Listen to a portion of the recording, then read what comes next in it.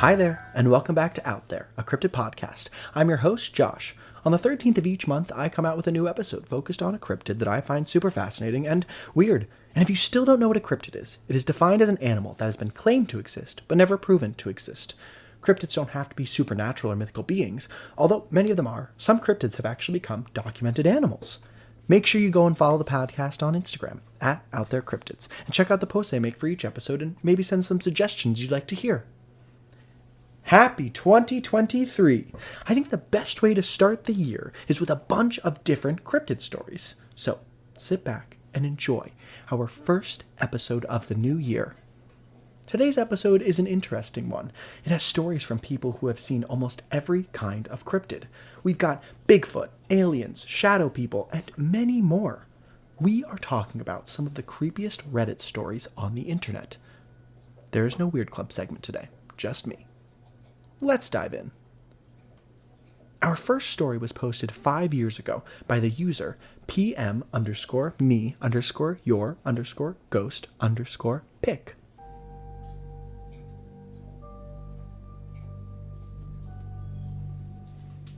Witnessed an alien abduction back in 2001. This takes place when I was 13. A friend of mine wanted me to help her grandparents set up their computer. I said sure, and I ride my bicycle to their house. I get there and clouds appear, so I decide to make this pretty quick. I set up the computer and install AOL for them, showing them all how it works and such. They go back and sit on the couch while I get my backpack to get ready to leave, as their other granddaughter, who is about 4 or 6 years old, I can't remember which, was sleeping in the other room. All of a sudden, a cold breeze went through the room. It was odd, as all the doors and windows were shut. The grandparents looked toward the kitchen, and what I saw made me freeze in place. There were 3 creatures standing in the kitchen. 2 of them were short gray creatures with a thicker neck than described, with eyes closer to the sides of their heads. They wore silver jumpsuits. In between them was a taller creature looking like a humanoid mantis, wearing a black robe with a yellow stripe going down the middle. They walked to another room, and a minute later returned with the robed creature carrying the granddaughter in its arms.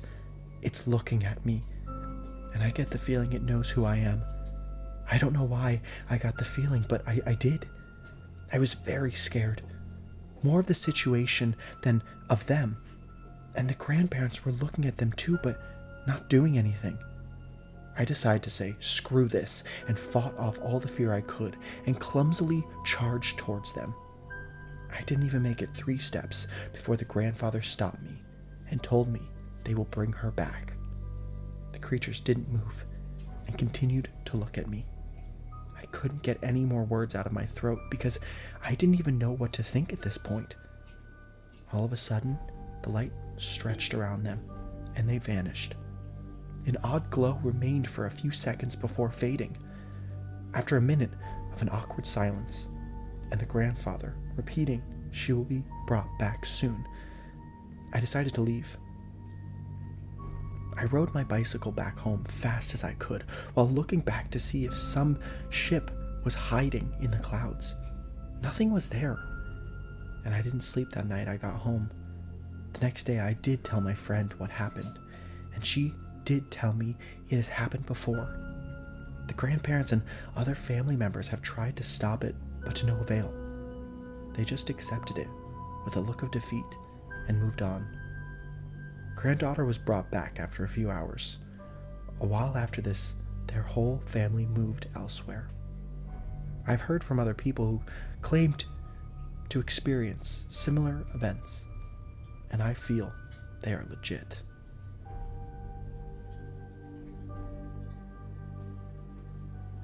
Okay, really starting out with a bang here. I mean, this is some real Betty and Barney Hill stuff.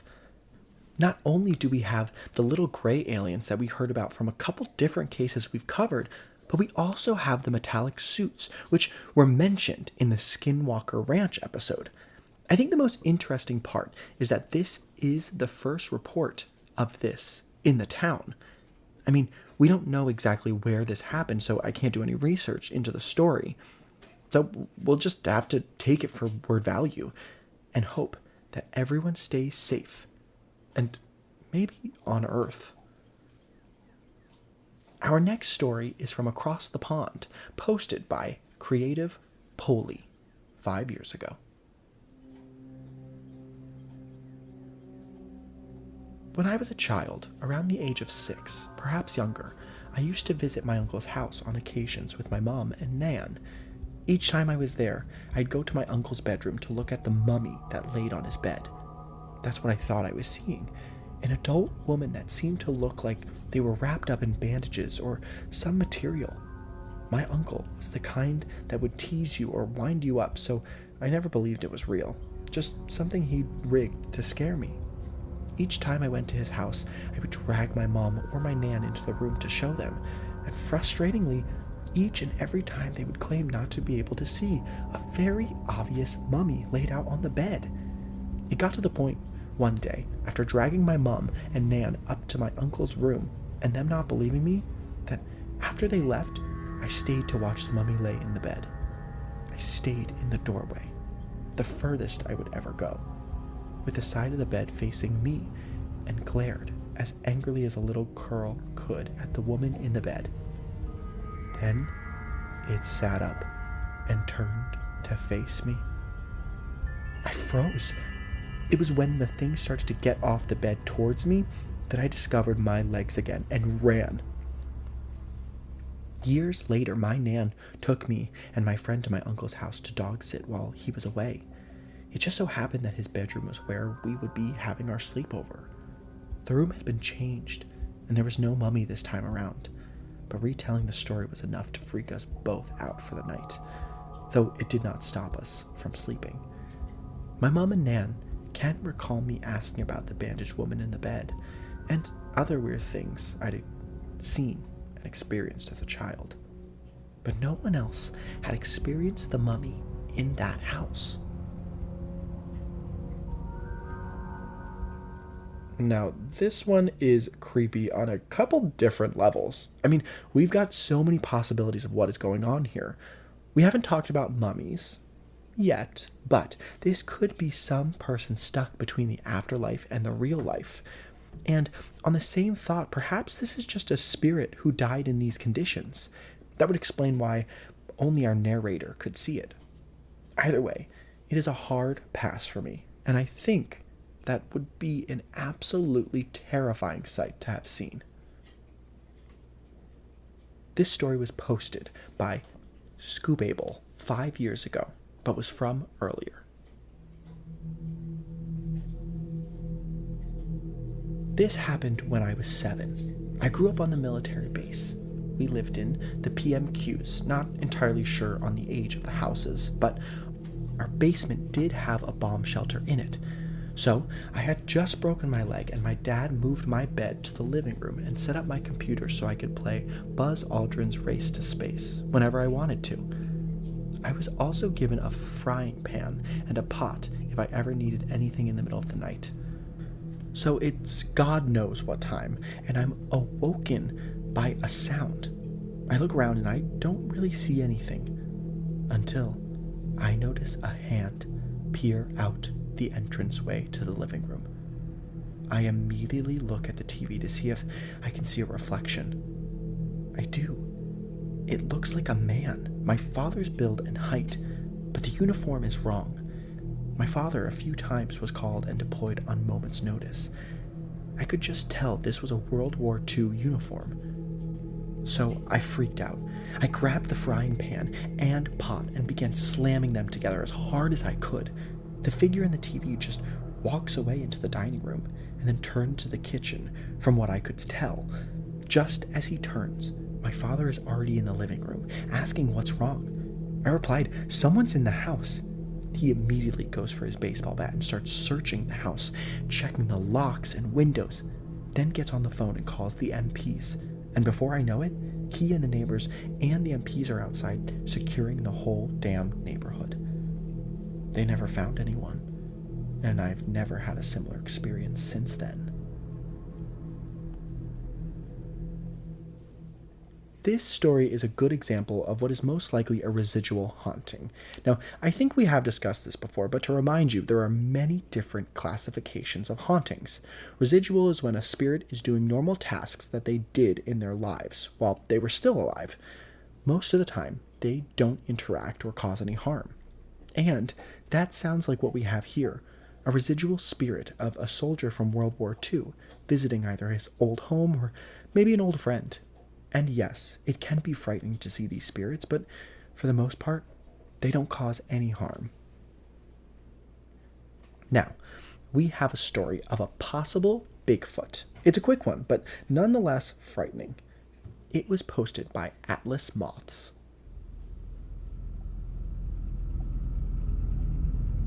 Not my story, but my mom's.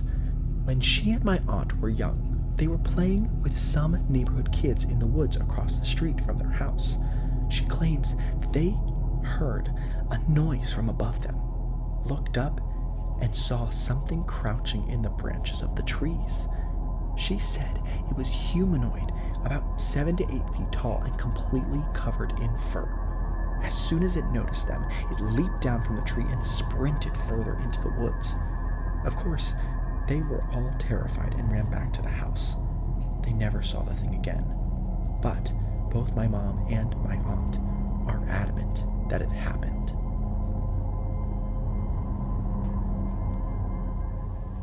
This does sound like a classic curious Bigfoot. This is a fairly common sighting of these creatures. For the most part, it seems like they do not want to be found and do not want to interact with us. And so maybe that is why we haven't been able to prove their existence. But I think it's safe to say they really are out there. This next one is a long one, so buckle up. It was posted by Destry7. In October of 2016, I experienced what I believe to be an extraterrestrial inside my house, followed soon after by 3 extraterrestrials in my house. It was a normal Friday evening at first. My dad, I was in college, living with him at the time, had gone to sleep at about 10 p.m., and I stayed up till about 11:30. At 11:30, I turned off my TV and went to lay on my bed, where I promptly pulled out my phone and began browsing Reddit. This lasted for about 45 minutes before I finally decided to go to sleep. I realized that my throat felt a little dry, so I got up to get some water from the fridge. My room used to be a second living room off the kitchen, so there's no door on the frame, only a thick curtain. As I approached the curtain, everything was normal. It was just a normal night. The only thing that seemed a little off was how quiet it was. There were no crickets, cicadas chirping outside, which there always were. I live in a secluded country ranch house, which was unusual. I could still hear my dad's white noisemaker in his bedroom, though.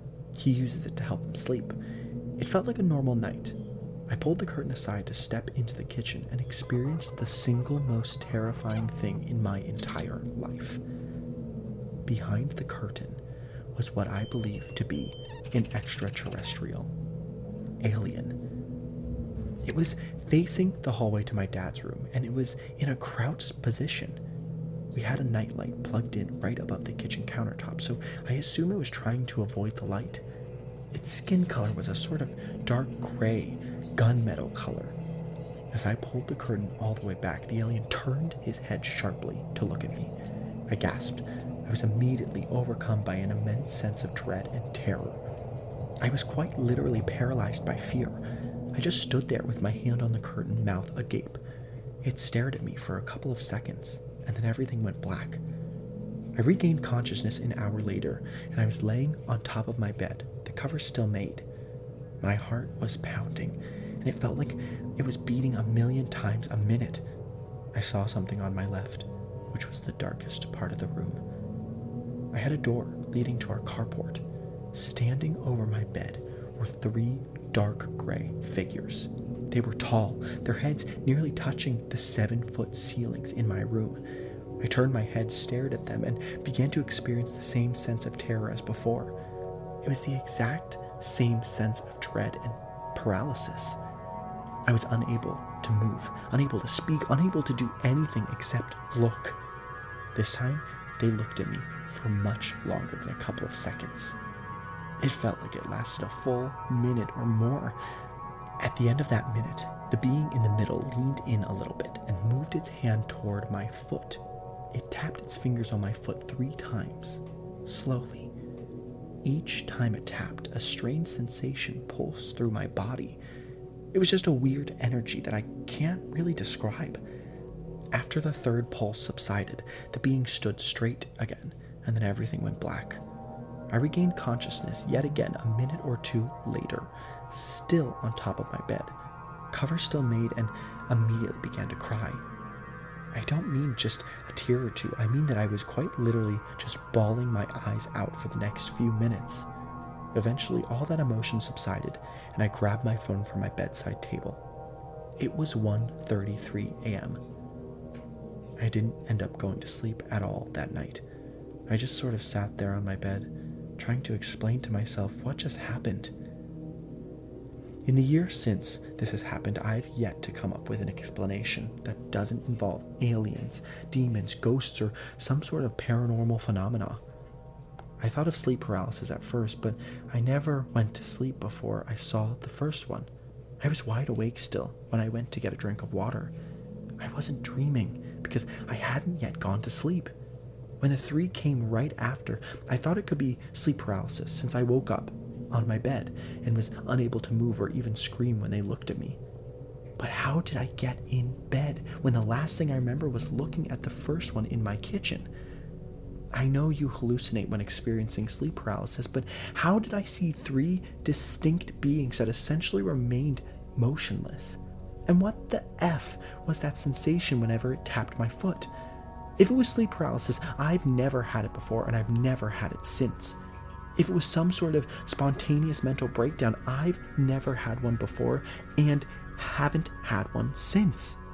If it was just some bad nightmare, when did I go from browsing Reddit and getting a drink of water to asleep and having a nightmare?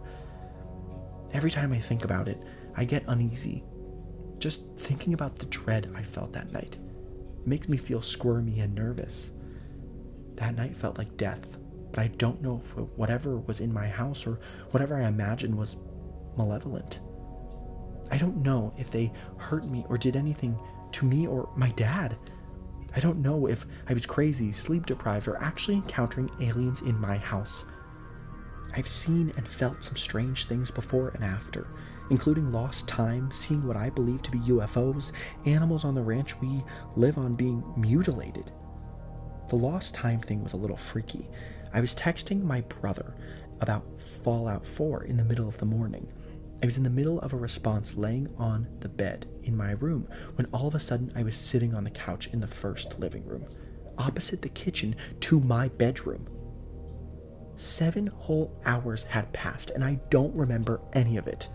There were 2 texts from my brother about an hour apart, the first of which was him asking if I got his text. Then the second was just a couple of question marks. I was confused and didn't really know what to do. The UFO thing is self-explanatory. I've seen lights fly over my house in the night. There is an airport about an hour away, and I see planes on occasion, but these lights are always either too fast to be a plane, too slow to be a plane, and too quiet to be a low-flying helicopter. The animal mutilation thing is the saddest part for me. I have about 10 outside cats, or barn cats, that I feed regularly, and who keep away rattlesnakes and bugs and whatnot. Most of them are spayed/neutered and vaccinated, but new ones show up still and get pregnant somehow. Every so often one of them gets killed, be it by a mountain lion, stray dog, coyote, or other cats. It's gruesome, but it happens. But there have been a couple in the past few months that have made no sense, and all have been in the same way. A single cut down the middle of their bodies, running from their jaw all the way to their genitalia. The cut goes all the way through their sternum and everything. It's always perfectly straight, and none of their internal organs or anything are damaged. It's like someone took a razor or something and slit them. We found them in our driveway and the private road leading to our driveway. There's never any blood, and the cat is just dead on the ground. already in rigor mortis. It makes no sense, and it makes me sad because I've raised most of those cats from kittenhood. I mean, wow. I don't really know what to say to that one. It's an intense story, and I'm sorry for the loss of those poor cats. We see another side of what people claim aliens are like. The more evil side, a side that I don't think any of us want to be true. Our next story was posted by KM Purvey, and it's also an alien story. This one is a little less evil, but nonetheless frightening.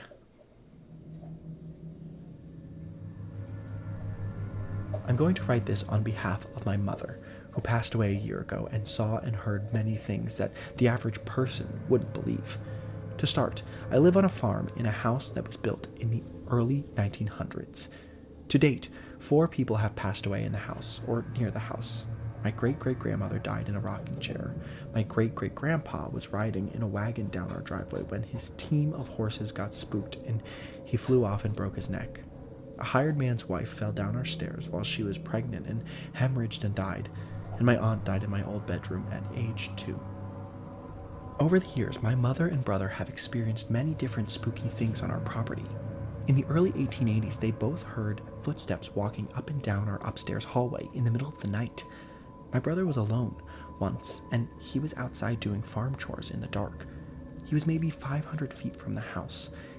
He had the urge to look over, and every single light in the house was on. My mom has heard people whispering her name. She's heard creaking noises in the house and sounds as if something had fallen, big crashes. My father has been oblivious to everything and has never heard of any of it. In 2004, my mom went outside to fill our wood stove at about 10 p.m. On her way back to the house, she got the feeling that she was being watched. As she turned to look to her right, she saw this very skinny gray being standing below our house, staring over its shoulder at her. She got this intense feeling that it wanted her to see it. After a few seconds, it bolted away from the house. She was so freaked out that she sprinted into our house and locked the doors, collapsed on the floor in hysterics. For years, she'd never tell anyone the story. This was a particularly interesting experience, as in the late 1960s, our neighbor just over the hill had gray aliens walk into his barn and actually talk to him. It was investigated by some big-shot UFO investigator out of Chicago, too. I personally had never heard or seen anything in our house until recently. Over the years, friends have come over and saw shadow people in our house or hear the pitter-patter of a small dog's feet on the floor upstairs. As I said earlier, my mother passed away a year ago, and we have her urn sitting on a table downstairs just below my bedroom. For about 3 months, every night, I was in the home alone. My dad is a trucker, so he's gone for a week at a time, with a 5-day break in between. I would hear this pounding noise every 30 seconds coming from somewhere in the walls as I tried to fall asleep. I've heard crashing noises, and my dog has perked its ears up because of them. A lot of people are too freaked out to stay overnight at my house without my dad being there. And I'm starting to get that way too. I mean, how many more people could have seen these grays? It feels like the entire town saw their visits, and maybe that was for some reason that we don't know, and may never know. It seems like maybe they have a safe haven near this property, and that's why they are seen so often. Or maybe that's what they want them to think. Let's get back to a famous cryptid. You know, the big furry dude or dudette. This was posted by Crimson Eagle 1.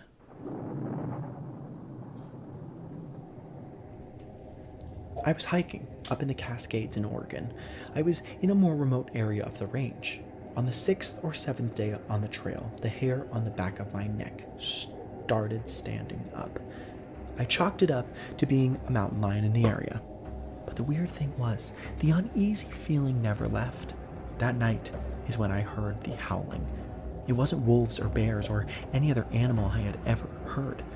The closest thing I could relate it to is the noises apes and monkeys make. This persisted for the next few nights. Eventually, things started rummaging through my campsite. Naturally, I assumed it was a bear or raccoons. But then on the 11th day, I woke up and my food bag was removed from the tree. Something had cut the line through. All my food was gone. I decided to keep pushing. I had 4 days left till the end of the trail. I'm familiar with what I can and can't eat in the area and could always fish for food.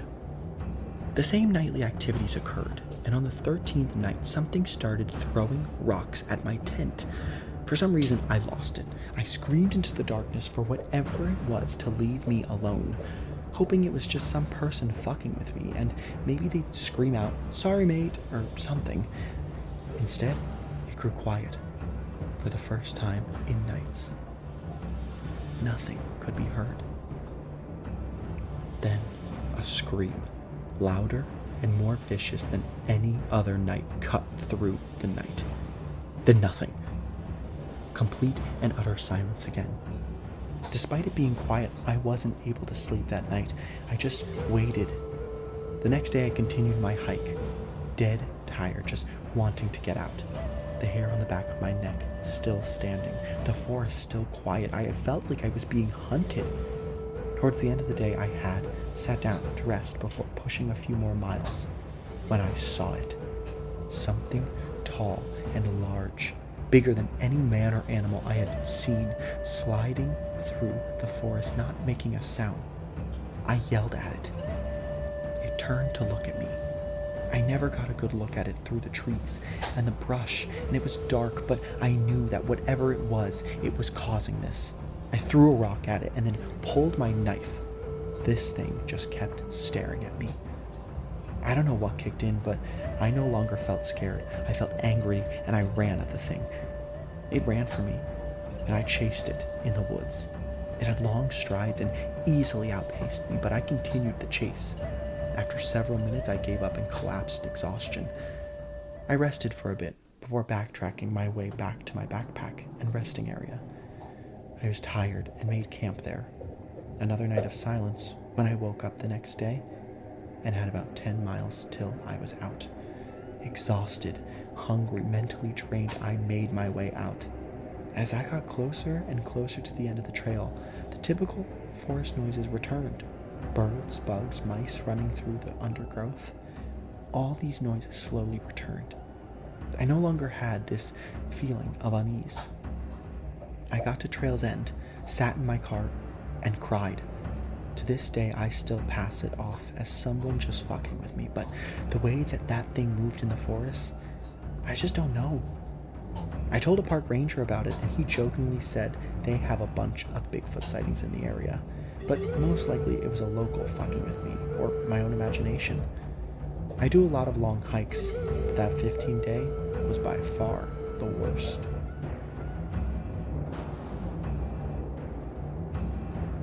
Don't you just love a Bigfoot sighting? I mean, we've got primate noises, rocks being thrown, and then a scream that silenced the forest. These are all the signs that have been connected with these creatures. I'm just glad that this person was able to get out of the forest safely and in one piece. Okay, this last one is creepy and something we haven't talked about since the early days of the podcast. So, sit back and be prepared to be scared with our last story.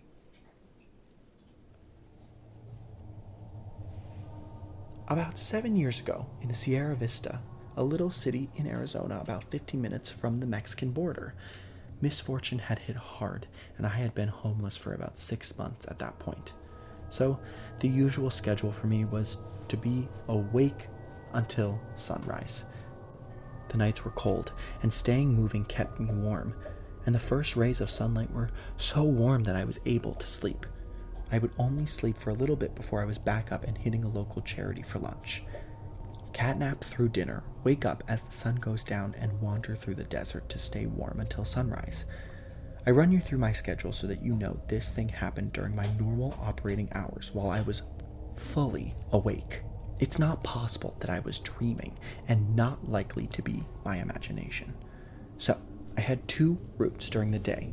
I would be in town, so I would be unarmed, but I had a straight-edged sword back in my burrow that I had bought when I had a job in a car and a house. During the night, I wandered the desert and would often be exploring far enough out that I could no longer even see the lights in town. So I would wear my sword sheathed on my back, a just-in-case measure, and I'd really only ever used it to carve up yucca stalks for the roof of my burrow. Okay, setup complete. Here's what I saw.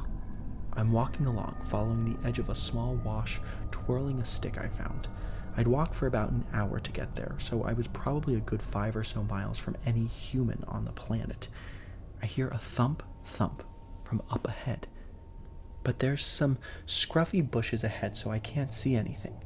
Not wanting to sneak up on something dangerous like a mother javelina or a bear, I take my stick and smack the nearest tree a couple times. Thumping stops.